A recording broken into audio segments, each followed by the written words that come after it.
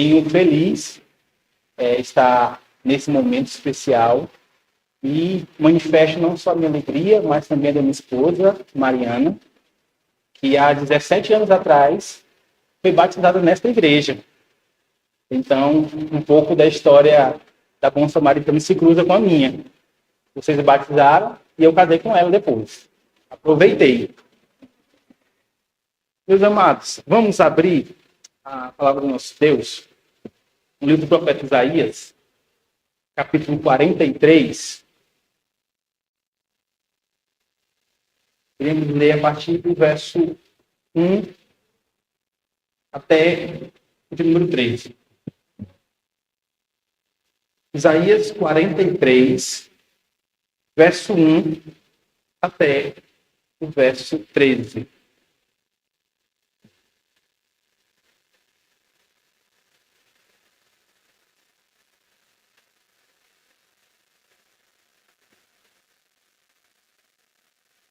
Os irmãos puderem, se coloquem de pé nesse momento onde iremos fazer a leitura.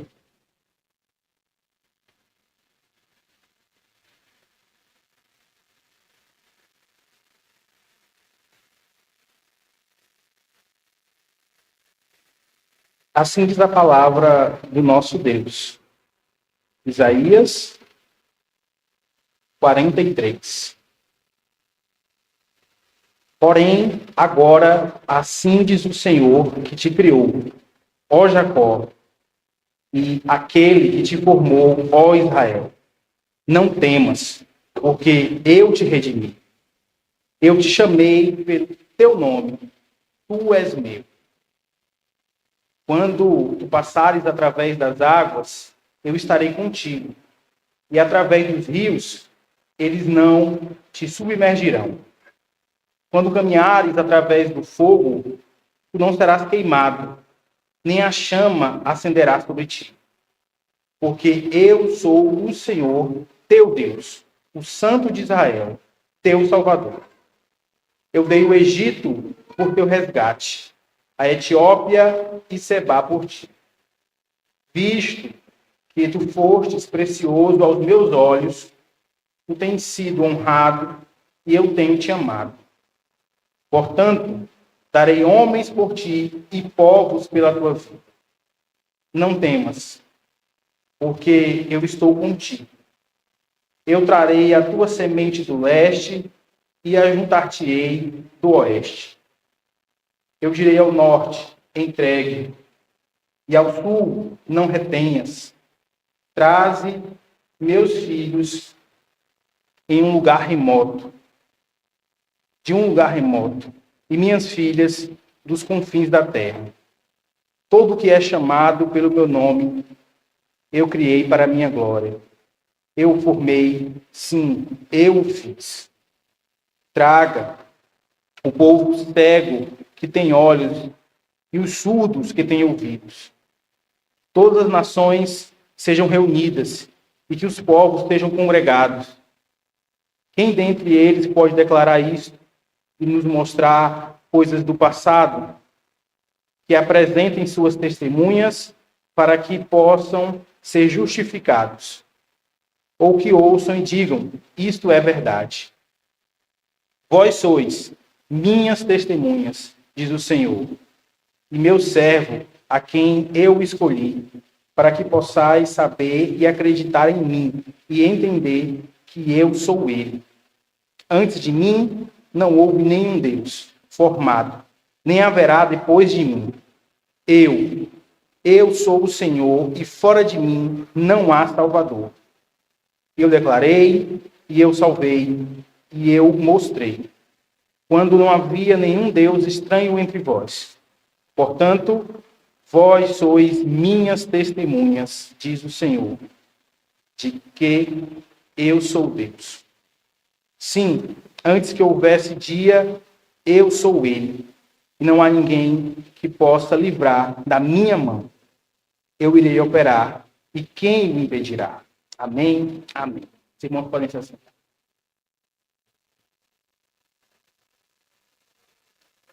Quando nós saímos de férias, um passeio esperado, às vezes planejado por muito tempo, tudo, no primeiro momento, tem um gosto muito bom. Tudo ali é novidade, o local, a comida, os passeios. Então, é bom.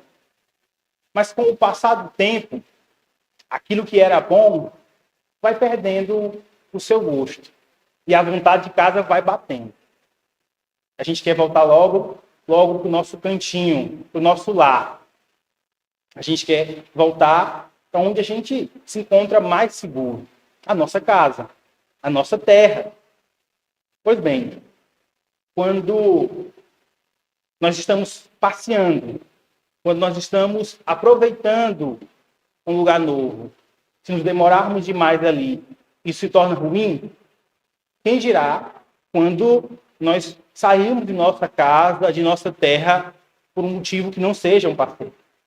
Assim como estava o povo de Deus quando Isaías escreveu o seu livro, especialmente nesse capítulo. O povo de Deus, naquele momento, havia sofrido o ataque da Babilônia. Então, muitos morreram nesse ataque e outros que não morreram foram tirados da sua terra e levados para uma terra distante, para o cativeiro ali na Babilônia.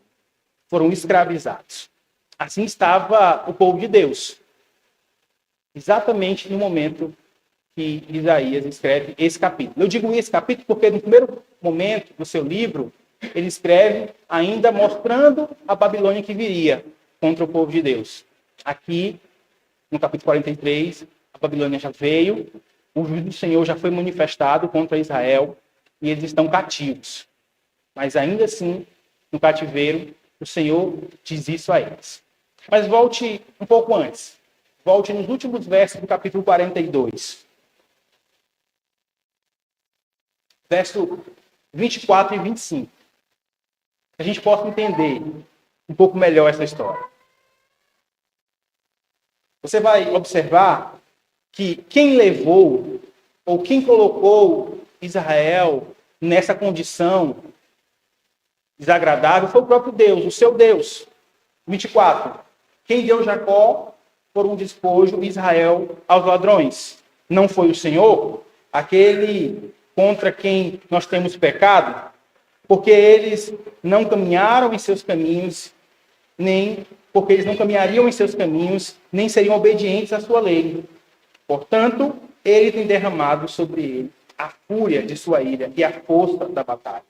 E isso tem incendiado em todas as direções ao seu redor, ainda que ele não saiba. E isto o queimou.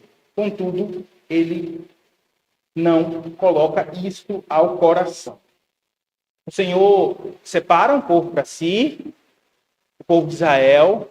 O Senhor abençoa aquela nação, cria um vínculo de aliança entre ele e o próprio Deus. Mas esse povo abandona o caminho do Senhor. Esse povo se rebela contra o seu Deus. Assim, Deus manifesta a sua justiça com o castigo que veio através da Babilônia, que naquele momento era uma potência militar. Pois bem, Deus trouxe juízo. Como ele já havia dito também ao profeta Abacuque, uma nação ímpia seria usada para trazer juízo contra a nação que tinha uma aliança feita com o Senhor.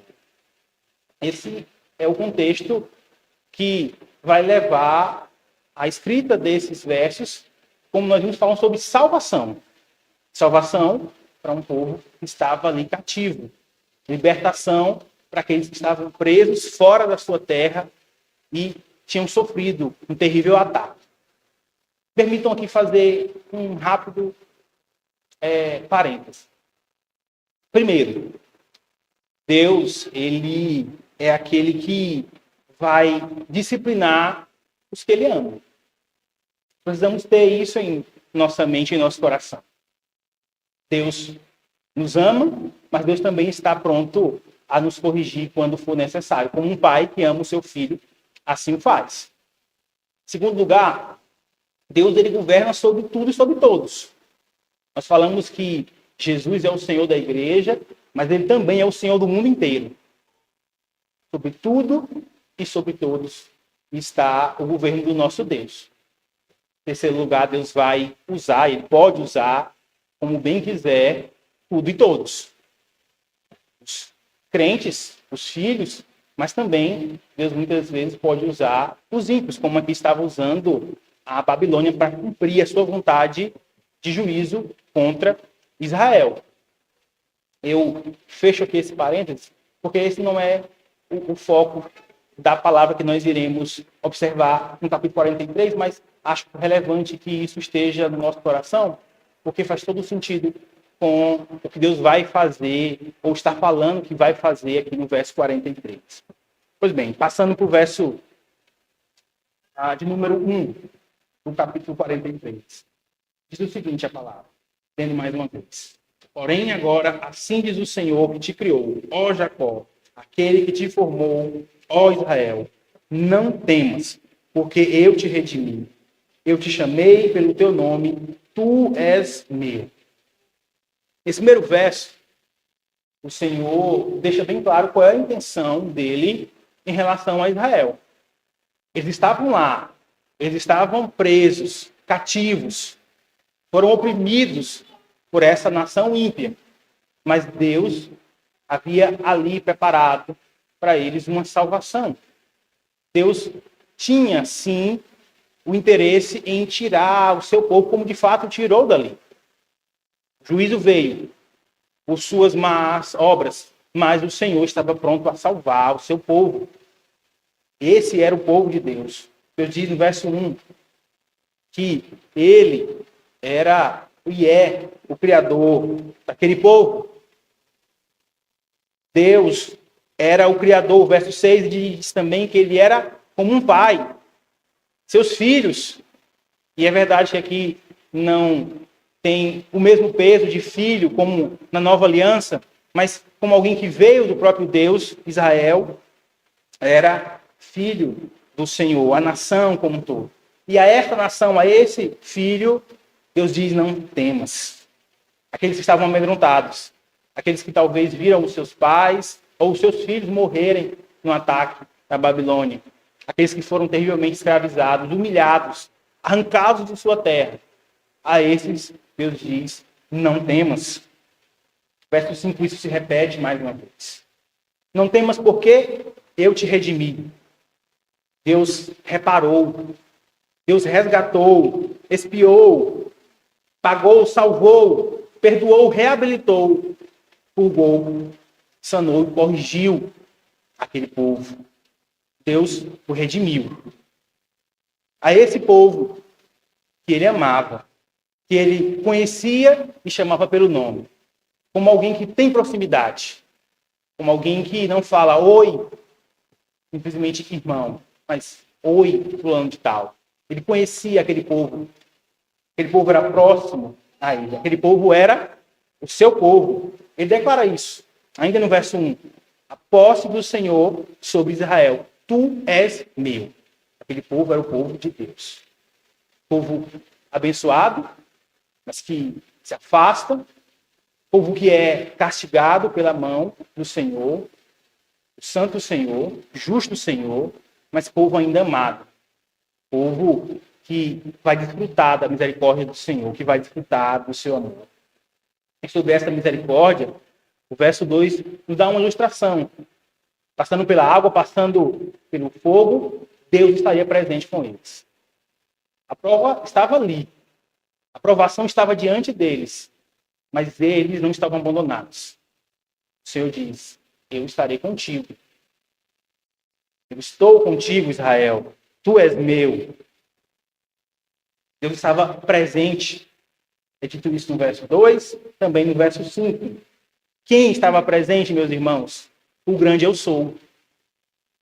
Não é difícil imaginar todo o sofrimento daquele povo.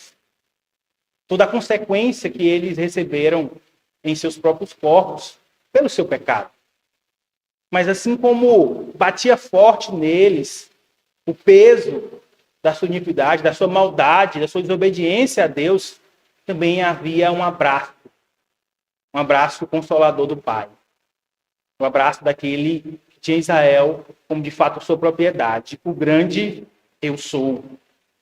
E diz no verso 3 que é o Deus de Israel, teu Deus, Santo de Israel e Salvador.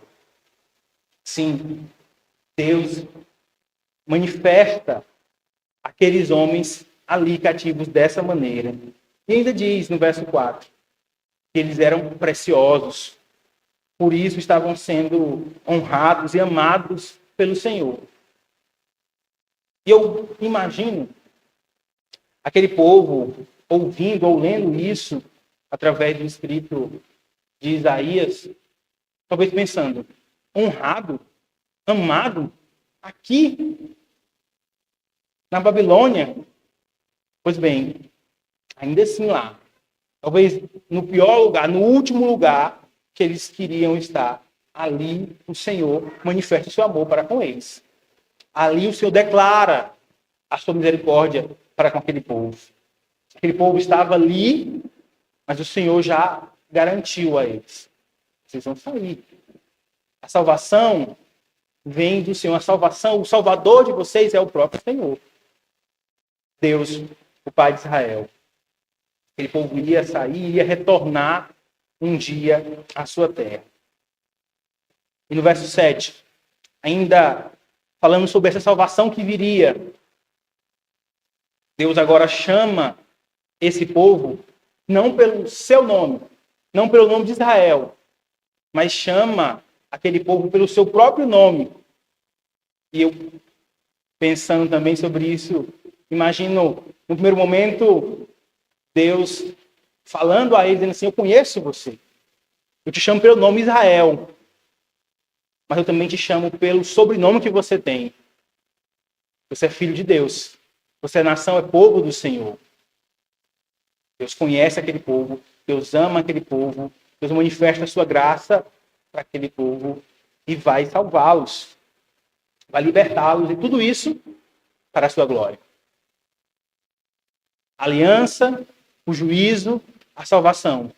Tudo para a glória de Deus. Deus é glorificado em todos os momentos da vida de Israel. Mesmo ali, naquele lugar, Deus está sendo glorificado na vida deles. Com certeza, os planos, os sonhos de muitos ali foram frustrados, mas o de Deus não. Deus é glorificado em tudo. Seja no momento de maior alegria ou no momento de dor. Para Israel, Deus é glorificado. Mas o texto avança. E nós vemos agora, a partir do verso 8, verso 9, o juízo de Deus contra os outros povos, contra as outras nações. Deus aqui manifesta agora que vai também trazer juízo aos outros povos. Deus pegou ali o seu povo e trouxe juízo. Mas agora Deus vai também trazer juízo contra os demais. Verso 9.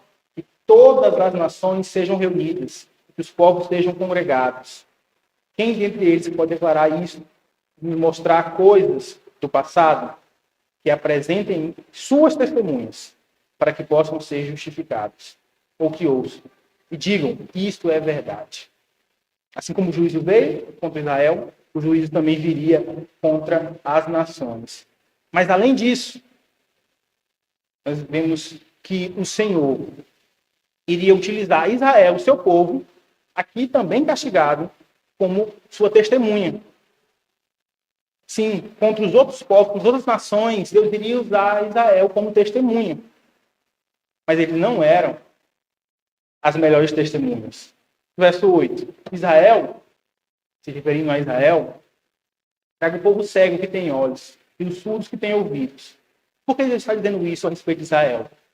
Porque Israel, de fato, tinha tudo o que os demais povos não tinham para adorar o Senhor. Mas ainda assim, eles falharam. Então, a esse povo, o seu povo, que falhava, que errava, o Senhor iria usar como testemunho. Apesar de serem quem eles eram, apesar das suas falhas, Deus iria usar Israel como um modelo para as demais nações, como um testemunho do seu amor, da sua misericórdia, da sua verdade para os outros povos. Deus iria usar Israel, assim como também nos usa, apesar das nossas imperfeições, apesar das nossas fraquezas. Deus usa o seu povo. Isso fica bem claro. A partir do verso 10, onde de fato Israel é chamado para testemunhar. Verso 10, vós sois minhas testemunhas. Verso 12, vós sois minhas testemunhas mais uma vez. Deus chama Israel, o seu povo, de sua testemunha. Aquele povo, tudo que eles passaram, tudo que eles conheciam, desde os escritos da lei, os profetas, os salmos, tudo isso era um testemunho para as demais nações. Especialmente a conduta deles ali. A sua postura em meio a todo mundo que se afastava cada vez mais de Deus. Israel era testemunha do Senhor. Israel foi escolhida como nação para mostrar aos outros povos qual era o Deus verdadeiro. Sim, esse Israel, essa testemunha, que aparentemente talvez não seria a melhor das testemunhas, mas foi sim escolhida pelo Senhor, apresentada como servo escolhido. Sim, para que os outros possam saber, acreditar e entender quem é Deus, o único e verdadeiro. A quinta pergunta do Catecismo Puritano compilado por Spurgeon diz o seguinte: há mais do que um Deus? Sua resposta é: há um só Deus, vivo e verdadeiro. O Deus Todo-Poderoso, as outras nações não conheciam, não serviam, não temiam. Esse Deus era o Deus de Israel. Esse é o nosso Deus, é o nosso Senhor. Aquele que era, que é, sempre será. Só nele existe salvação. Verso 11 nos deixa isso muito claro. Eu sou o Senhor, e fora de mim não há Salvador. Quem poderia salvar os outros povos do juízo de Deus? Quem poderia salvar Israel do juízo de Deus? A não ser o próprio Deus. Quem pode ir contra a mão forte do Senhor? Quem pode ir contra o Senhor?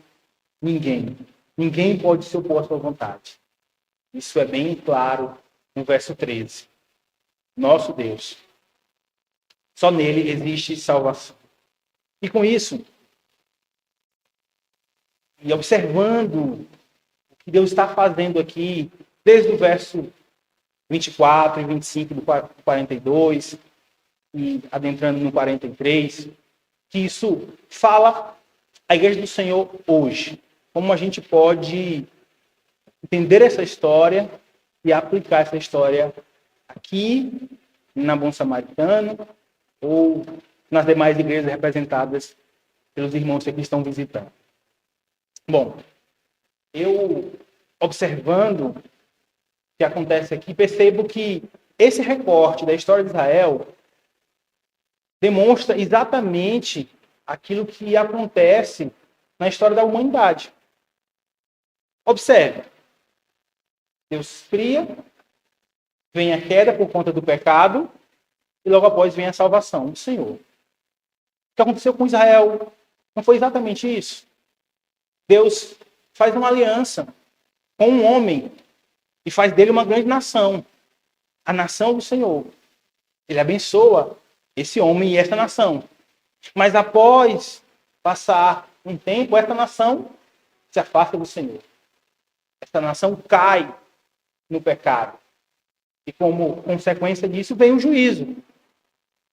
Mas o juízo de Deus vem seguido da sua misericórdia, da sua graça. O Senhor castigou Israel, mas também preparou a salvação. O Senhor trouxe a justiça sobre eles, por conta dos seus pecados. Mas o Senhor também os abraçou com amor. Amor que eles não mereciam, mas que estava ali sendo manifestado. Criação, queda, salvação. História de Israel, contada aqui nesses versos, mas também a história da humanidade, a sua e a minha história. Nós nos encontramos aqui. Pois bem, assim como Israel, nós vivemos e sofremos a consequência do nosso pecado. Mas, apesar disso, e juntamente com isso, com essa consequência do pecado, há sobre nós a salvação do Senhor. Nós conhecemos a Cristo, então sabemos que, apesar desse mundo difícil, apesar de estarmos aqui, nós estamos passando por esse mundo como peregrinos. Nós estamos aqui, mas sabendo que já fomos salvos pelo Senhor Jesus ali na cruz do Calvário. O Senhor permite que o pecado deste mundo, o nosso próprio pecado ainda, nos aflige. Mas nós já temos a certeza da salvação em Cristo. Nós já temos essa esperança, que não é apenas um talvez, um quem sabe, mas uma certeza em Jesus. Nossa certeza é que apesar do pecado, apesar do sofrimento que nós encontramos hoje, há uma salvação. Nós já desfrutamos aqui, em certa parte, mas iremos desfrutar ainda mais na eternidade que virá. Para mim e para você, que isso seja uma certeza. Mas, aplicando diretamente isso a você e à igreja como um todo. Em primeiro, nós percebemos que Israel estava desconfortável no cativeiro. Assim como nós também estamos desconfortáveis neste mundo. Mas apesar desse desconforto, apesar do desconforto de estarem ali escravizados, arrastados de sua terra, Deus lhes chamou a serem testemunhas. Deus também te chama e me chama como igreja a sermos testemunhas apesar do desconforto deste mundo. Apesar de muitas vezes estarmos doentes, desempregados, atarefados, apesar de tudo que temos contra, o Senhor te chamou e me chamou como igreja para sermos suas testemunhas. O Senhor não diz, não, você está muito cansado, você está muito ocupado, eu vou escolher outro. Não, o Senhor te chamou como filho, o Senhor te salvou, e juntamente com essa salvação vem o chamado para testemunhar sobre ele. Para que não somente os povos, mas cada um que passar por você possa ver a salvação do Senhor. Você e eu somos chamados a isso, apesar do desconforto, apesar da situação adversa. Devemos ser testemunhas do Senhor. Mas ainda é preciso notar que essa salvação, que poderia talvez ser o objeto principal do nosso testemunho, é colocada em segundo plano. Porque a mensagem principal devemos anunciar como testemunhos não é o fato, o maravilhoso fato de termos sido salvos pelo Senhor, mas sim quem o Senhor é. Observe que Deus está dizendo para Israel que irá salvá-los. Mas Deus faz isso dizendo quem ele é. Eu te criei, eu te formei. Eu sou. Eu sou o seu Salvador. Eu estou contigo. Então a mensagem principal que você e eu devemos levar como testemunhas é a mensagem de quem é o nosso Pai. Quem é o nosso Salvador? Eu sei que, especialmente quando surge um novo convertido, que fez coisas, humanamente falando, muito erradas no seu passado, a gente gosta de ouvir aquele ex alguma coisa. Ah, ele era assim, hoje ele está assado, mudou. Ok. Mas isso deve apenas apontar para quem fez isso na vida dele. Quem te salvou? O Senhor. Então, esse Senhor que deve ser reconhecido na sua vida. Você deve falar dele às pessoas. Quem está à nossa volta pode sim ser encorajado, animado através do nosso testemunho pessoal. Mas o que as pessoas mais precisam ouvir nos nossos dias é quem é Deus.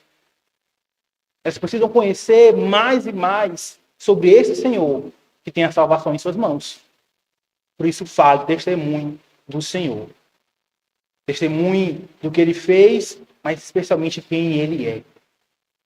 Ainda, especialmente tomando como base o verso 11, as pessoas que irão receber o nosso testemunho precisam saber que a salvação está em um só. E nos nossos dias é muito fácil ouvirmos que todos os lugares, todos os caminhos, todas as fés vão levar ao mesmo Deus. Mas nós sabemos que isso não é verdade. Há um só caminho. Há um só Deus. E não é esse Deus que muitos brasileiros pintam quando estão imaginando quem Deus seja. Ah, Deus é amor.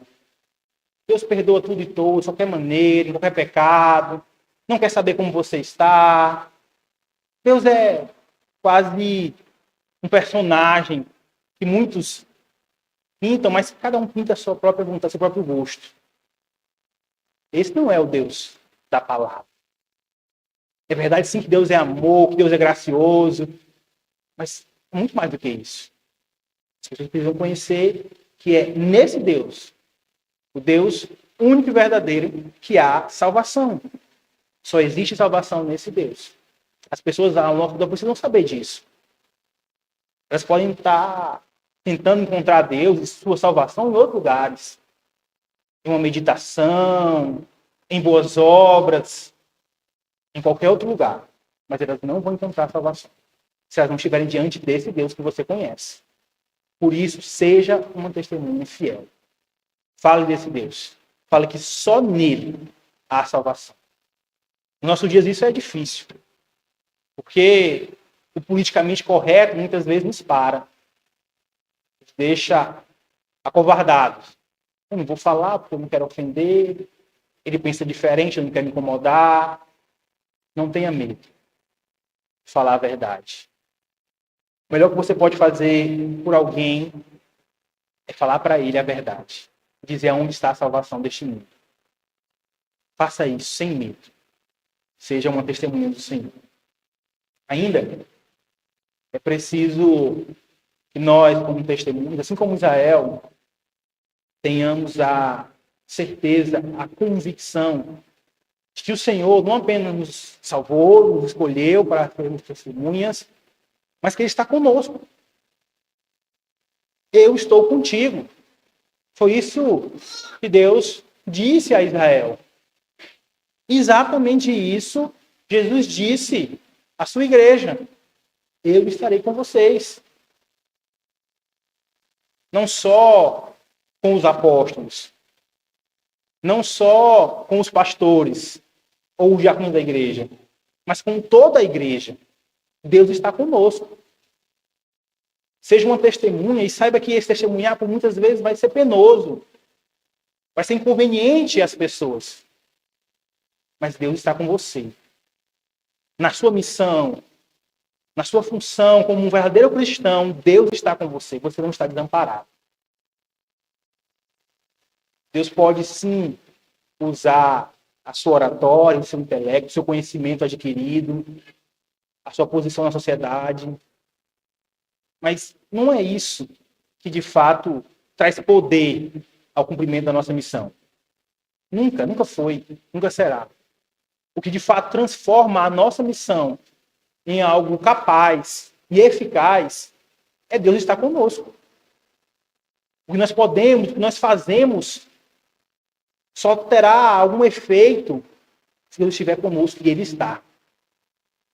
Assim como Israel não estava ali, como uma nação sozinha, abandonada no cativeiro, você não está. Nós, como igreja, não estamos. O Senhor vai nos usar como testemunha, mas vai estar ao nosso lado. E eu posso dizer até mais, estará dentro de nós, como o Espírito Santo está. Nos guiando, nos capacitando a cumprir a missão. O Senhor está conosco, meus irmãos. E por último, para encerrar esse primeiro momento, eu preciso ressaltar algo que não está diretamente aqui no texto, mas de forma muito direta nós podemos perceber também. Percebam que, nesse primeiro momento, aqui na Antiga Aliança, Israel é chamado a testemunhar, a nação é chamada a testemunhar, mas não há uma ordem, pelo menos aqui, nesse momento, para que eles estejam saindo pelo mundo, como vai acontecer na Nova Aliança. Mas mesmo ali, mesmo onde eles estavam, Deus disse, testemunho. Percebam isso. Nós precisamos ir e falar a todos os povos e nações? Com certeza. Mas onde é que isso vai começar, se não aqui? Se não aos seus familiares, aos seus vizinhos, colegas de trabalho, de faculdade. Porque quando se fala em testemunhar, muitos pensam, e isso não é um erro por si só, que o testemunho vai ser em outra nação. Que Deus vai te usar como missionário e você vai falar a um outro povo, em uma outra língua. Se Deus assim fizer com você, amém. Glória a Deus por isso. Mas antes disso acontecer, Deus vai te usar aqui, nesse bairro. Deus vai te usar através do seu poder aqui, nessa igreja, no meio dos demais cristãos.